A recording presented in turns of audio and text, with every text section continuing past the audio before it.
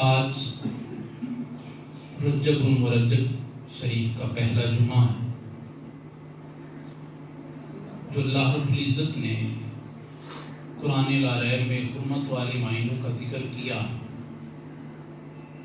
کہ 4 حرمت والے مہینے ہیں، ان میں سے ایک رجب المرجب شریف بھی ہے۔ اور رجب المرجب آج سے نہیں بلکہ حضور علیہ الصلوۃ والسلام کے زمانہ سے بھی ان حرمت والے مہینوں میں جنگ بندی ہوتی تھی، جنگ نہیں کی جاتی تھی، یہ سارے اصول و قوانین طے تھے۔ تو حضور علیہ الصلوۃ والسلام کا فرمان علی شان ہے کہ رجب وہ مہینہ ہے جس میں ہر نیکی کا ثواب 2 گنا کر دیا جاتا ہے۔ اور دوسری حدیث پاک میں مصطفیٰ کریم علیہ الصلوۃ والسلام نے مثال دے کے یہ واضح فرمایا کہ رجب بیج بونے کا مہینہ، بیج پھینکو، بعد میں پھر پانی دیا جاتا ہے، پھر فصل تیار ہوتی ہے۔ شعبان فرمایا پانی دینے کا مہینہ ہے، اور اس سے آگے فرمایا رمضان میں فصل تمہاری تیار ہو جاتی ہے، پھر اسے پانے کا مہینہ۔ یہ مہینہ بڑی برکتوں والا، رحمتوں والا، اللہ رب العزت کی ذات تو ایسی ہے جو ہر روز ہی اپنے بندے کو بخشنے کا بہانہ تلاش کرتی ہے، اور آواز ربی، آواز رحمت آتی ہے کہ بندے آ میری بارگاہ میں مجھ سے مانگ، میری بارگاہ میں آ کے توبہ کر، میری بارگاہ میں التجا کر، میں اتنا رحیم ہوں اور اتنا کریم ہوں، تجھے عطا کروں گا۔ کسی بھی دنیا دار کے دروازے پہ بندہ مانگنے جائے، ایک مرتبہ وہ ضرور کہتا ہے اس کے پیشانی پہ پریشانی ضرور آتی ہے، چاہے وہ جتنا بھی صحاقہ علمدار ہو، لیکن میرے رب کی بارگاہ ایسی بارگاہ ہے جہاں رب خود فرماتا ہے بندے مجھ سے مانگ، میں تجھے عطا کروں گا، تجھے دوں گا، تو مجھ سے ایک مانگے گا میں تجھے ہزاروں دے دوں گا، لیکن آ تو صحیح میری بارگاہ میں۔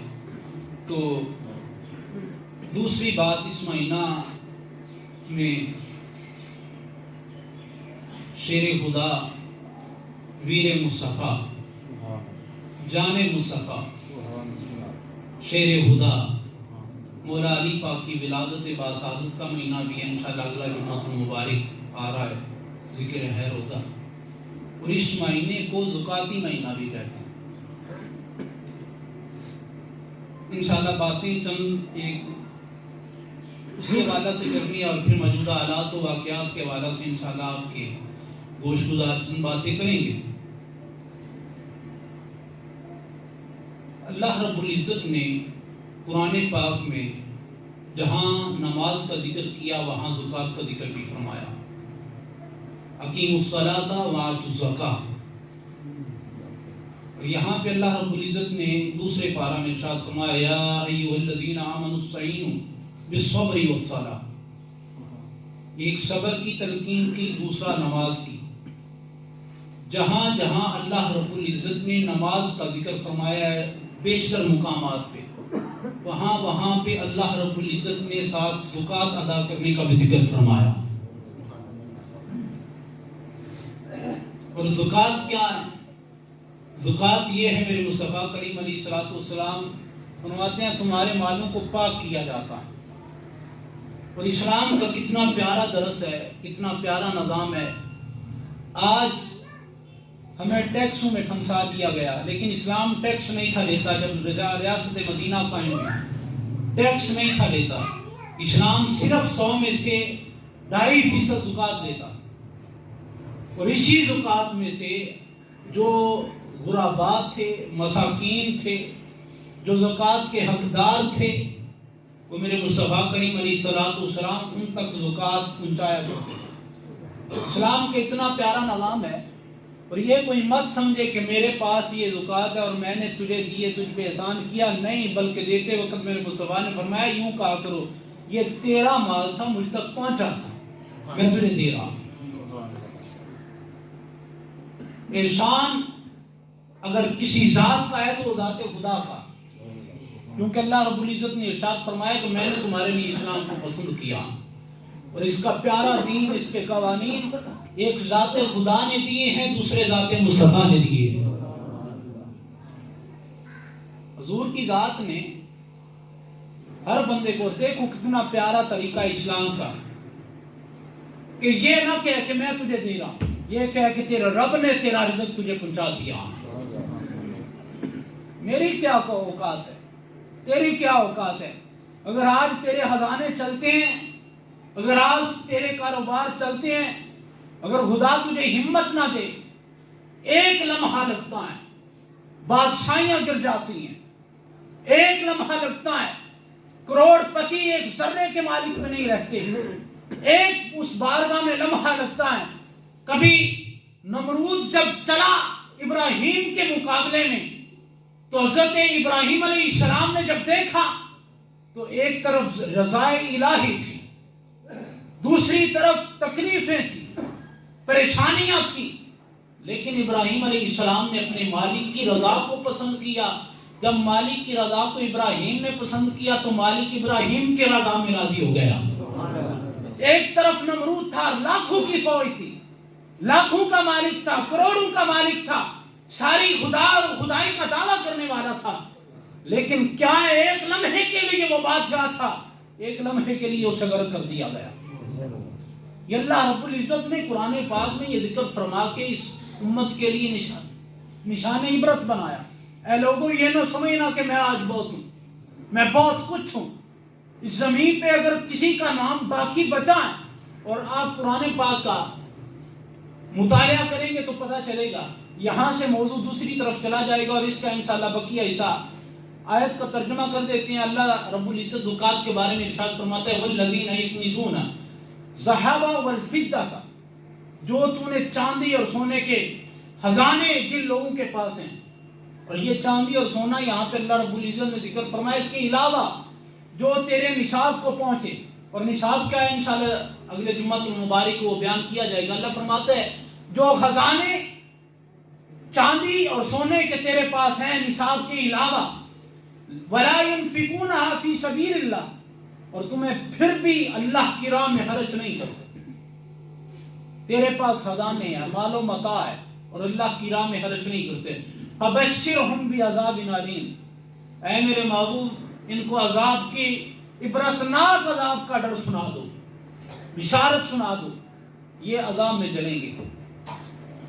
سیدنا صدیق اکبر رضی اللہ تعالیٰ عنہ کا جب دور آیا، جہاں پہ ختم نبوت کے منکرین ظاہر ہوئے، ختم نبوت پہ انکار کرنے والے ظاہر ہوئے، وہاں پہ کچھ مرتد بھی ہوئے، اور انہوں نے بعض وہ ہیں جنہوں نے نماز کا بھی انکار کیا اور زکوٰۃ کا بھی انکار کیا، لیکن بعض وہ ہیں جنہوں نے نماز کا تو انکار نہ کیا لیکن زکوٰۃ کا انکار کیا۔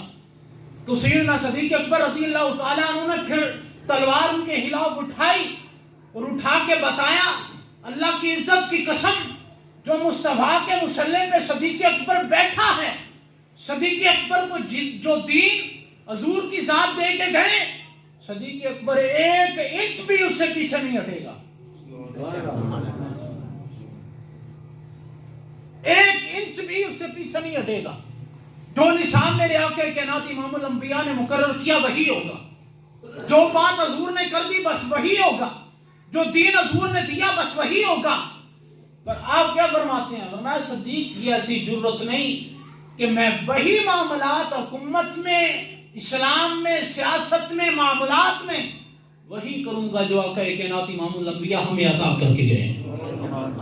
اس لیے آپ نے اعلان جنگ کیا زکوٰۃ کے منکرین کے خلاف، اور بتایا اگر نہیں دو گے تو پھر فیصلہ میں نہیں، صدیق کی تلوار کرے۔ تو اس دنیا جہاں میں نام جس کا بھی زندہ رہا، قرآن پاک کی آیت کا ترجمہ کرنے لگا ہوں۔ اللہ رب العزت ارشاد فرماتے ہیں معبود جن کو آپ کہتے ہیں وہ تو مردان، 3 دفعہ حضور علیہ السلام نے ابو جہل کو اسلام کی دعوت دی، اس نے قبول نہ کی، اس کے بعد اللہ نے فرمایا آپ اسے کہیں یا نہ کہیں ہم نے ان کے دلوں پہ مہر ثبت کر دی، یہ اب کبھی اسلام نہیں لا سکتے۔ تو اللہ رب العزت جو نہیں لائے، ابو جہل کو مخاطب کر کے کیا فرما رہے؟ اللہ رب العزت یہ مردہ ہے، بظاہر تو وہ اس کے میں سانس چل رہی ہے، بظاہر تو وہ کسی بیماری کا شکار نہیں ہے، بظاہر تو وہ تندرست ہے، لیکن اللہ فرماتا ہے مردہ ہے۔ تو دوسرے پارہ میں اللہ رب العزت آگے ارشاد فرماتے ہیں وَلَا تَقُولُوا لِمَن يُقْتَلُ فِي سَبِيلِ اللَّهِ أَمْوَاتٌ بَلْ أَحْيَاءٌ وَلَٰكِن لَّا تَشْعُرُونَ۔ یہاں پہ وہ بظاہر ٹھیک ہے، اس کے جسم میں سانس چل رہی ہے، اس کے جسم میں خون کی گردش باقی ہے، لیکن اللہ فرماتا ہے مردہ ہے۔ یہاں پہ سر کہیں ہے، جسد کہیں ہے، سر نیزے کی نوک پہ ہے، جسد کربلائے معلیٰ پہ ہے۔ اللہ فرماتے ہیں تم کہتی ہو مردہ ہو، میں کہتا ہوں یہ زندہ ہے۔ اب قرآن العرب سے پوچھ لیتے ہیں، ایک کو اللہ رب العزت نے مردہ کہا جو بظاہر زندہ، ایک کو اللہ رب العزت نے زندہ کہا جو بظاہر اس کی بارگاہ میں پہنچ چکے ہیں۔ اب زندگی اور موت کا تعلق کیسا ہے؟ تو قرآن ارشاد فرماتے ہیں زندگی وہ ہے اگر محمد سے وفاداری کرے گا تو تو زندہ ہے۔ یہ قرآن کی آیت کا ترجمہ کر رہا ہوں، اگر محمد سے وفاداری کرے گا تو زندہ ہے، چاہے زمین کے اوپر چل، چاہے زمین کے نیچے جا، چاہے سمندر کی بلندیوں پہ پہنچ، چاہے آسمان کی بلندیوں پہ پہنچ، چاہے زمین کے اوپر تیرے قدم ہے، چاہے زمین کے نیچے جا چکا ہے۔ فرماتے ہیں اگر تو محمد سے وفاداری کرے گا تو قیامت تک تو زندہ ہے۔ تو آگے مردہ وہ ہے جو محمد سے غداری کرے، اور یہاں پہ دین اسلام سے غداری کا مطلب۔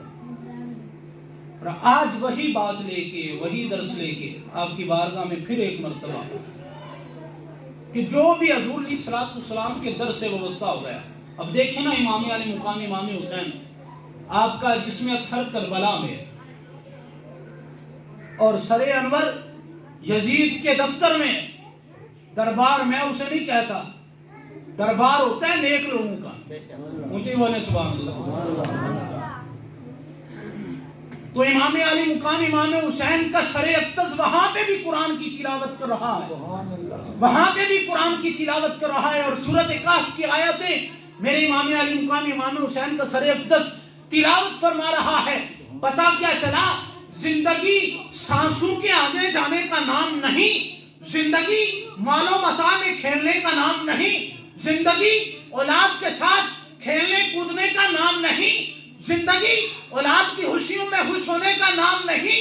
اگر زندگی ہے تو وہ محمد کی غلامی میں ہے، وہ محمد کی وفاداری میں ہے، وہ آقا دو جہاں کی تابعہ داری میں ہے۔ جو آقا دو جہاں کی تابعہ داری کرتا رہا، چاہے داتا علی ہوں، چاہے غوث جلی ہوں، چاہے ابو بکر ہوں، چاہے فاروق اعظم ہوں، چاہے عثمان غنی ہوں، چاہے حیدر کرار ہوں، چاہے حضور کے کوئی بھی صحابی ہو، جو محمد کا وفادار ہو گیا، زندگی میں ہر بندہ ان کا وفادار ہو گیا، پھر ان کی وفاداری کرنا پڑے۔ زندگی نام ہے حضور کی تابعہ داری کا، زندگی نام ہے حضور کی فرما برداری کا، زندگی نام ہے حضور سے وفاداری کا۔ اور جو ملک سویڈن نے ابھی آج جو موضوع سپیشل میں نے اپنے موضوع کو چھوڑا اور اس کی طرف آ رہا ہوں، جس کے بارے میں اللہ رب العزت قرآن کے دوسرے صفحے پہ دوسری سورت میں پہلی سطر میں ارشاد فرما رہا ہے لا ریب فیہ ھدی للمتقین۔ یہ کتاب ایسی کتاب ہے جس میں شک کی گنجائش ہی نہیں ہے، کوئی گنجائش نہیں ہے اس میں۔ یہ وہ قرآن ہے جو قلب مصطفیٰ پہ نازل ہوا، جو جبرائیل امین لے کے آئے، جو کلام ہے میرے خدا کا، جو فرمان ہے میرے خدا کا، جو کلام ہے میرے خدا کا۔ اور کیسا کلام ہے؟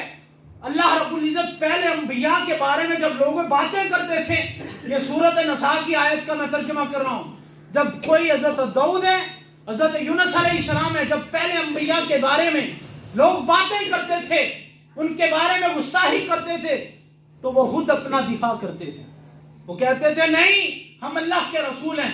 لیکن محمد کی ذات ایسی ہے، جب بھی کفار نے گستاخی کی، میرے مصطفیٰ کو کہا مصطفیٰ آپ چپ رہے، رب تو قرآن نازل ہوگا۔ گستاخی یہ کریں گے ان کا جواب خدا دے گا، گستاخی یہ کریں گے ان کے جواب میں اللہ رب العزت قرآن نازل کرے گا۔ اور رب نے فرمایا اے محبوب اگر تو مکے میں جائے تو قرآن مکے میں آئے گا، اگر تو مدینے میں جائے تو قرآن مدینے میں آئے گا، اگر تو بدر میں جائے تو قرآن بدر میں نازل ہوگا، اگر تو احد میں جائے تو قرآن احد میں نازل ہوگا، اگر صحابہ کے ساتھ حدیبیہ کے مقام پہ جائے تو قرآن حدیبیہ کے مقام پہ نازل ہوگا۔ اور اللہ کیا ارشاد فرماتا ہے؟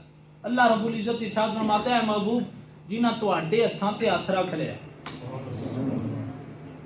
نیچے مصطفیٰ کا ہاتھ ہے، اوپر صحابہ کے ہاتھ ہیں، اوپر میرے مصطفیٰ کریم علیہ السلام نے پھر اپنا ہاتھ رکھا، تو اللہ فرماتا ہے جو اوپر ہاتھ ہے یہ محبوب تیرا ہاتھ نہیں میرا ہاتھ ہے۔ اس قرآن کی میں بات کر رہا ہوں، جن کو سمجھ ہی نہیں ہے اس بات کی کہ اگر قرآن پاک کی برہمدی کی جائے یا کسی بھی شاعر اسلامی کی برہمدی کی جائے تو مسلمان کے دل تڑپتا ہے، مسلمان کا دل خون کے آنسو ہوتا ہے۔ لیکن آج وجہ یہ ہے کہ ہر بندہ کوئی کاروباری ہے وہ اپنے کاروبار کے ساتھ مخلص ہے، پیر ہے وہ اپنی خانقاہ کے ساتھ مخلص ہے، مولوی ہے وہ مسجد کی حد تک ہے، کوئی انجینئر ہے وہ انجینئر کی حد تک مخلص ہے، کوئی سیاستدان ہے وہ سیاست کی حد تک مخلص ہے۔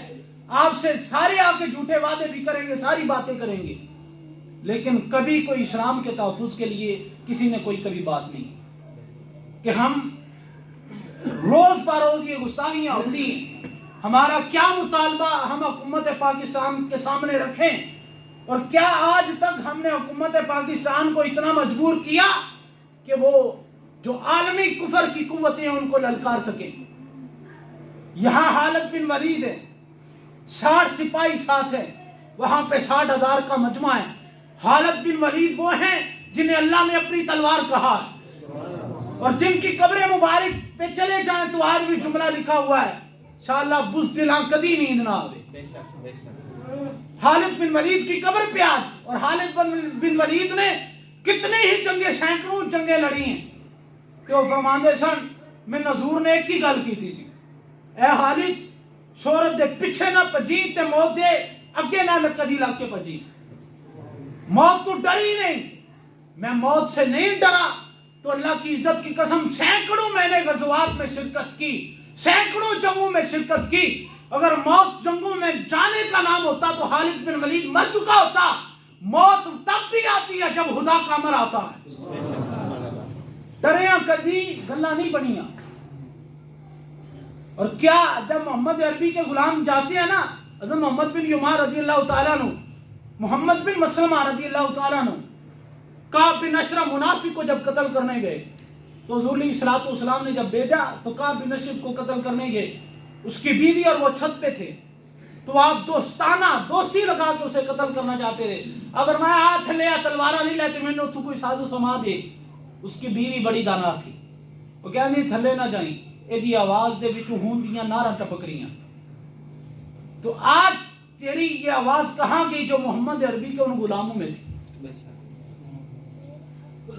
بس ہم نے، اور یہ کفار تو کہتے ہیں، آج ان کی سوسائٹی میں چلے جائیں، ان کے حقوق میں چلے جائیں، وہ کہتے ہیں آپ نماز ادا کریں ہم آپ کو نہیں روکتے، آپ روزے رکھیں ہم آپ کو افطاری بھی دیں گے ہم نہیں روکتے، آپ عید قربان کریں ہم آپ کو جانور بھی عطیہ کر دیں گے لیکن ہم آپ کو نہیں روکتے۔ روکتے کس بات سے ہیں؟ روکتے اس بات سے ہیں آپ اپنی عبادتیں کریں، انہیں ہم نہیں روکتے لیکن نظام ہمارا ہوگا۔ تو جب ریاست مدینہ قائم ہوئی تھی تو تب یہود و نصارہ سے کیا کہا گیا تھا؟ حضور علیہ السلام کی جانب سے، حضور علیہ السلام کی جانب سے یہ کہا گیا تھا کہ آپ اپنی عبادتیں کریں، یہود و نصارہ کو کہا گیا تھا آپ اپنی عبادتیں کریں، اپنے معاملات کریں، اسلام اقلیت کو تحفظ دیتا ہے، تمہیں تحفظ دیں گے لیکن قانون ہمارا ہوگا، قانون اسلام کا ہوگا، بات اسلام کی ہوگی، پاور اسلام کی ہوگی۔ لیکن آج الٹ ہو چکا ہے، آج وہ کہتے ہیں آپ عبادتیں کریں لیکن قانون ہمارا ہوگا۔ وجہ کیا ہے؟ یہ کس نے، کون جاگے گا؟ صلاح الدین ایوبی کا جانشین کب آئے گا؟ یہ قرآن پاک کی سویڈن ملک نے جو برہمتی کی، اس کے ذمہ دار وہ تو ہیں لیکن ہم بھی ہیں، ہم نے اس کے لیے کیا کیا؟ کبھی اپنے ممبروں سے، اپنے گھروں سے، اپنے ووٹوں سے، اپنے سیاست سے، اپنی اسمبلی سے، پارلیمنٹ سے کبھی یہ آواز آئی کہ اگر تو نے قرآن کے خلاف کوئی لفظ بولا تو تمہاری زبان کو کاٹ لیں؟ نہیں آئی۔ ہم تو کہتے ہیں بس مذمت ہے۔ تو کیا شاعر کہتا ہے؟ آپ کہتا ہے کہ بدلے گا زمانہ لاکھ مگر قرآن نہ بدلا جائے گا۔ یہ قرآن نہ بدلا جائے گا۔ آج اظہار یکجہتی اسلام کے ساتھ کرتے ہوئے، قرآن کے ساتھ کرتے ہوئے ہم اپنے ہاتھوں کو بلند کر کے یہ نعرہ لگائیں گے، میرے لیے نہیں۔ مت کوئی سمجھے کہ میرے لیے کوئی لگائے گا۔ میں تو فقط اس منبر کا بھی حق ادا نہیں کر سکتا، لیکن نوکری ہے وہ ادا کر رہا ہوں۔ بلند آواز سے ہم یہ آج اس در و دیوار کو گواہ بنا کے کہیں گے کہ کل بروز معاشر اللہ کے حبیب کی بارگاہ میں جائیں تو اللہ کے حبیب اگر یہ سوال کریں کہ جب جو قرآن مجھ پہ نازل کیا گیا، جو جبریل لے کے آئے، جس قرآن کے نفاذ کے لیے صحابہ نے قربانیاں دیں، جس قرآن کے نفاذ کے لیے اہل بیت نے اپنے سر کٹائے، اس قرآن کا تحفظ کیا کیا؟ اس کے لیے نعرہ بلند کریں، بدلے گا زمانہ لاکھ مگر، ہاتھوں کو بلند کر کے میرے لیے نہیں، قرآن کی عزت کے لیے۔ اور یہ در و دیوار گواہ ہے، یہ مسجد گواہ ہے، یہ قالین گواہ ہے، یہ آس پاس کے بندے گواہ ہیں۔ اے مالک، ہم بھی اس میں شامل تھے کہ ہم نے یہود و نصارہ کی ناپاک جسارت کے خلاف ہم نے اپنی آواز کو بلند کیا۔ بدلے گا زمانہ لاکھ مگر، بدلے گا زمانہ لاکھ مگر، بدلے گا زمانہ لاکھ مگر، بدلے گا زمانہ لاکھ مگر، اے قول محمد قول خدا، فرمان نہ بدلا جائے گا۔ اور علامہ اقبال رحمۃ اللہ تعالیٰ نے تو شکوہ کیا، اور کیا کہتی ہیں؟ وہ معزز تھے زمانے میں مسلمان ہو کر، وہ معزز تھے زمانے میں مسلمان ہو کر، تم ہار ہوئے تاریک قرآن ہو کر۔ تو نے قرآن کو چھوڑا، قرآن کی تعلیمات کو چھوڑا، قرآن کے تحفظ کو چھوڑا، تعلیمات مصطفیٰ کو چھوڑا، حضور کی اتباع کو چھوڑا، صحابہ کے مشن کو چھوڑا، اہل بیت کی محبت کو چھوڑا۔ جب تو نے ہر چیز چھوڑ دی تو پھر نام کی مسلمان۔ اور پھر جب ہم کہتے ہیں کہ ہم اگر کسی کو فالو کریں گے تو ان کو کریں گے، نظام ان کا چاہیے، تعلیم ان کی چاہیے، ہم نے کبھی اس تعلیم پہ اتنی، اسلام کے نالج پہ، اسلام کی تعلیم پہ، قرآن پاک کے ترجمہ پہ، قرآن پاک کی تفسیر پہ، سیرت مصطفیٰ پہ، کبھی سیرت مصطفیٰ کا مطالعہ تو کرنا، کبھی سیرت صحابہ کا مطالعہ تو کرنا، کبھی سیرت اہل بیت کا مطالعہ تو کرنا۔ ان کی غیرت کہاں جاگتی تھی؟ وہ کہاں کے لوگ تھے؟ وہ کس بات پہ تلوار اٹھایا کرتے تھے؟ وہ کس بات کے لیے تلوار کو اٹھاتے اور لڑتے تھے؟ اس لیے نہیں لڑتے تھے کہ مال نہیں تھا، جائیداد نہیں تھی، اولاد نہیں تھی، وہ فقط تب حضور کی ذات کے لیے لڑتے تھے، قرآن کے تحفظ کے لیے لڑتے تھے، وہ اللہ کی راہ میں جہاد کرتے تھے۔ تو آج ہم جہاد کی بات بعد میں کرتے ہیں، باہر سے پابندیاں پہلے آ جاتی ہیں، آپ جہاد کا اعلان نہیں کر سکتے۔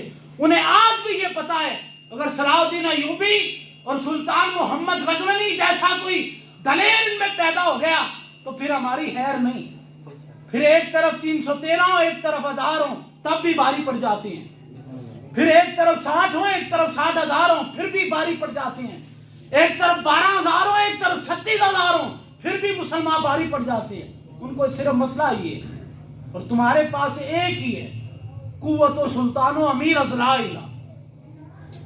اگر لا الہ کی طاقت تیرے پاس ہے تو سلطان بھی ہے، تو امیر بھی ہے، تو بادشاہ بھی ہے، تو اگر کمزور بھی ہے لیکن تیرے پاس لا الہ الا اللہ کی طاقت موجود ہے۔ تو آگے علامہ اقبال رحمۃ اللہ تعالیٰ فرماتے ہیں، قوت و سلطان و امیر از لا الہ، ہیبت مرد و فقیر از لا الہ۔ اگر کسی مرد مومن کی نگاہ میں ہیبت ہے، اگر کسی مرد مومن کی نگاہ میں ہیبت طاری کسی کافر پہ ہو جاتی ہے تو فقط ایک بات ہے، وہ لا الہ الا اللہ کی پاور ہے۔ لیکن ہم نے لا الہ الا اللہ کے مقصد کو بلا دیا۔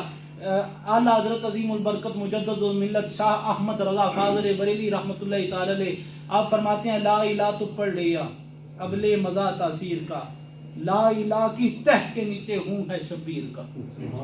हमने सिर्फ ला इला पढ़ा, हमें इस्लाम जोली में मिला, हमें कुरान जोली में मिला, और हमने उसे गलाफ लपेट के अलमारी में रख दिया, अपने घरों की जीनत बस बना दिया। कभी कुरान को अपनी जोली में ले और जोली में लेके उसे पढ़ कि हजूर बदर में क्यों गए, हजूर ओहद में क्यों गए, हजूर खंदक में क्यों गए।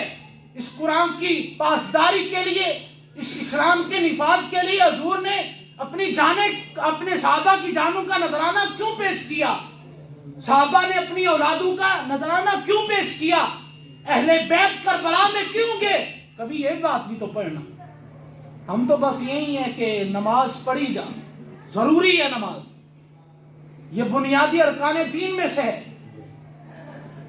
लेकिन जब तक हम निफाज इस्लाम के लिए नहीं जाएंगे, जब तक हम हजूर अलैहिस्सलाम और हजूर के सहाबा और अहले बैत के मिशन पे नहीं चलेंगे, हमें जिल्लत और रुसवाई का सामना करना पड़ेगा, हमें शिकस्त का सामना करना पड़ेगा। जब हम ला इलाहा इल्लल्लाह की पावर से आएंगे तो फिर कोई मसला नहीं, चाहे लाखों हो, चाहे करोड़ों हो, चाहे भूखे हो।